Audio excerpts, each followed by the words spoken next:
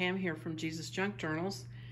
I'm going to do a follow-up to my eco dyeing video. I went to Kansas City, and my sister-in-law, who watched my videos, my sister-in-law Jody, she gardens with vegetables, which I wish I did. She liked it. Her and her mom, Sue, they watched it and they loved the different things with the eco printing, and they wondered what vegetables would be like. So she sent me home. I'm in Arkansas. So she's in Kansas City. Well, actually, she's in Kansas City, Kansas, sort of, out in the country. So these traveled a ways. And so I'm going to see what I can do to get them to print and see what happens with eco printing. So I'm going to uncover all these vegetables and then I'll come back. Jody, thank you so much. You went to a lot of trouble. She had all these packed in ice and separate bags and water and all sorts of things. So she's got some clover and things like that. And then she sent me, I don't know what these are blooms from. This looks like a hollyhock leaf. I'm not sure. And then she's got beets and onions. And I know people use the red onions to dye their paper red or pink, kind of. So we'll see how that looks. But here's some more lettuce. This looks like wisteria leaves.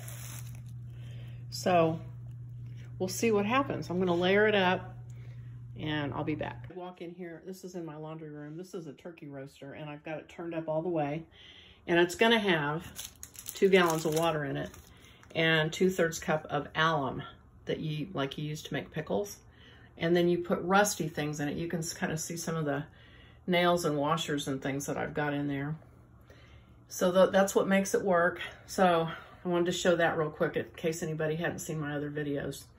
Okay, I'm gonna put the paper in the water. I'm gonna put the vegetables in the alum water, and then I'm gonna layer them in the paper, and then I'll show you.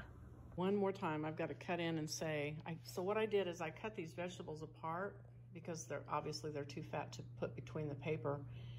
But I went ahead and sliced them open, and there's the beets and the red onion and the white onion, and then there's all the leaves and things.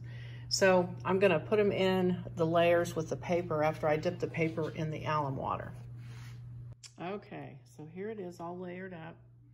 I've got all the vegetables layered in, and I've got a cutting board on each side, and I tied it with just some string from Walmart. And I'm gonna go put it in the bath and cook it for 2 hours. I'll be back. Okay, it's been 2 hours, a little over 2 hours since we did this. I'm come in the room in here. I've got this big jug of Fabuloso on it with the lid off because it starts to build pressure because it gets really hot, but it weights this down. So if you weight it down with something, make sure you take the lid off of it so it doesn't explode. So I thought the water might be really red, but I can't tell. So we'll see. I'm gonna pull this out. Hold on and I'll be back. Okay, I brought it back into the kitchen and put it in the sink to kind of drain. I'm gonna leave it here for just a few minutes and then I'm gonna untie it. All right, so let's see. All right, well, there's the first page. Had a beet on it. I really thought these beets would go crazy, but it didn't. That's cute, though. That didn't do a whole lot. It's gonna be real subtle, it looks like, but they're super cool. And then the beet made that impression on this page. And these little carrots, they're so cute.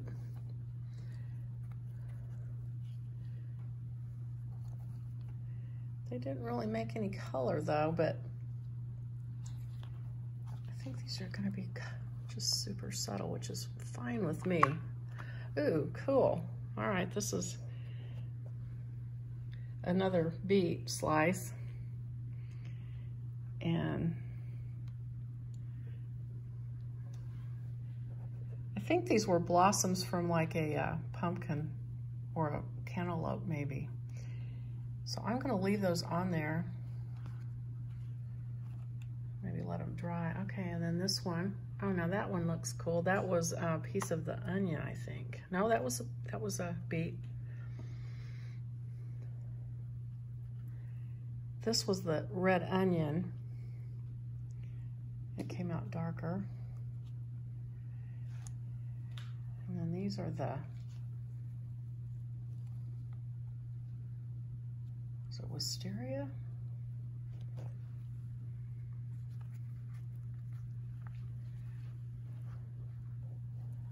Oh, this is hung up. Okay, well these, I don't know if they didn't get smashed enough, but I'm gonna let them dry.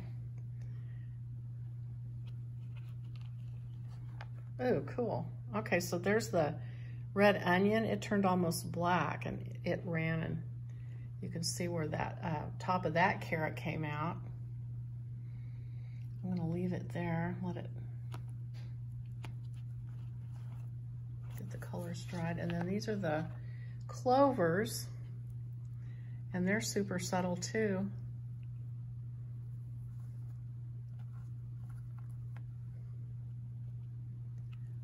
I did 2 pages of those.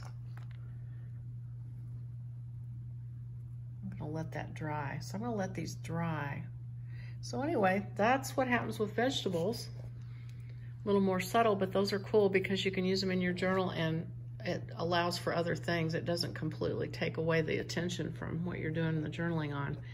So, thank you, Jody. I appreciate all the stuff you brought me, and I hope you like watching it. See you next time. Bye.